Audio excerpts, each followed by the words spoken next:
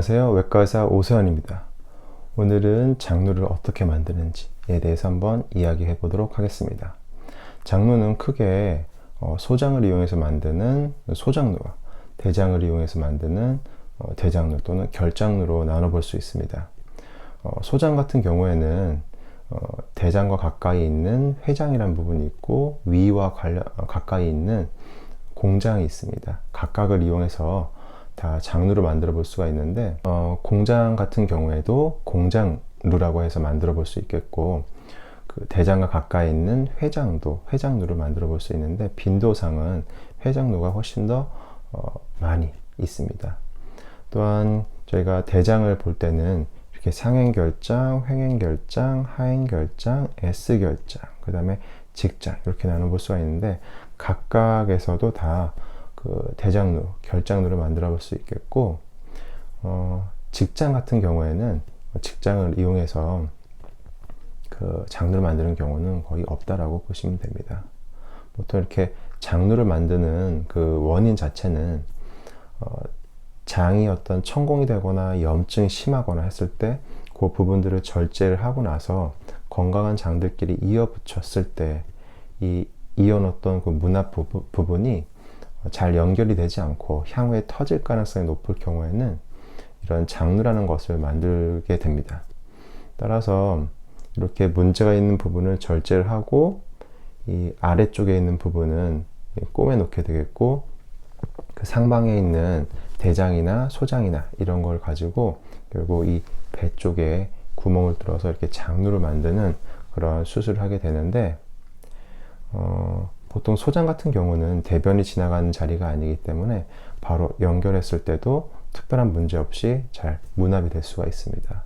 하지만 그 대장 같은 경우에는 대변이 지나가는 길이기 때문에 그 문합을 해놓고 나서 그쪽으로 이제 그 문합부 누출이 생긴다든지 잘 아물지 않는다든지 하는 부분이 생길 수 있기 때문에, 보통은 대장에 어떤 문제가 있거나 터지거나 했을 경우에는 이쪽을 이용해서 그 장루를 만드는 경우가 그 빈도가 훨씬 더 많습니다.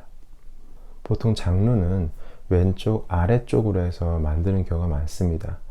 왜냐하면은 개실염이나 아니면은 어떤 장천공의 빈도가 요 S결장이나 하행결장 쪽에서 좀 많이 발생하는 부분이 있기 때문에 주로 이 왼쪽 아랫배 쪽에 많이 만드는 경우가 있는데, 물론 그 장이 어떤 터지거나 문제가 있는 부분이 그 배 어느 쪽에서도 다 생길 수 있기 때문에, 예를 들어서 오른쪽, 아래쪽 또는 이 상복부 쪽에도 그 장루는 다 만들 수 있습니다. 장루를 만들 때 보면 복강경으로 수술하는 경우도 있고 개복수술로 수술하는 경우도 있습니다.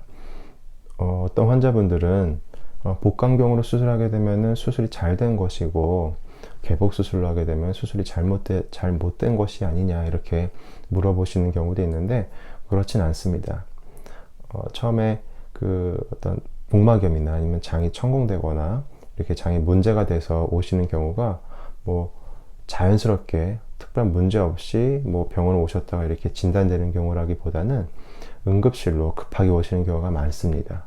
따라서 염증이나 아니면 장 천공된 부분이 간단하게 이렇게 작게 있는 부분이 아니라 염증도 심하게 퍼져 있는 경우가 많기 때문에, 보통은 그 장천공과 함께 배 안쪽에 이렇게 염증이 쫙 퍼진 경우가 많습니다. 그래서 이렇게 염증이 진행된 시간이 좀 지체가 될수록 개복수술로 진행될 경우가 많고, 다행스럽게 천공이 되고 나서 염증도 심하지 않다, 그럴 경우에는 복강경으로도 충분히 장루 만드는 수술을 할 수 있기 때문에, 어떤 수술 방법이 더 좋고 어떤 수술 방법이 나쁘고 이런 차이가 아니라 처음에 오셨을 때의 어떤 염증 정도 또는 배 상태에 따라서 수술 방법이 조금 바뀔 수 있다는 부분을 알고 계시면 되시고, 어떤 것이 좋다 나쁘다 이렇게 생각하시거나 걱정하실 필요는 없습니다.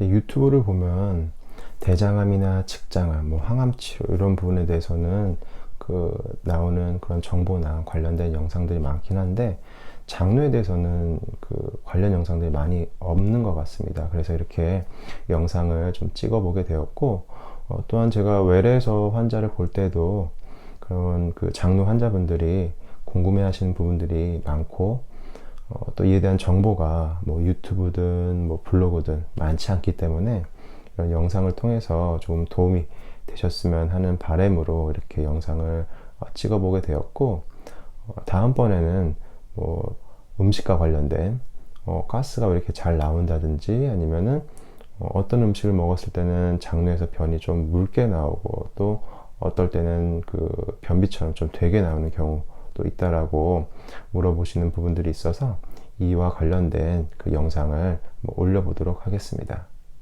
감사합니다.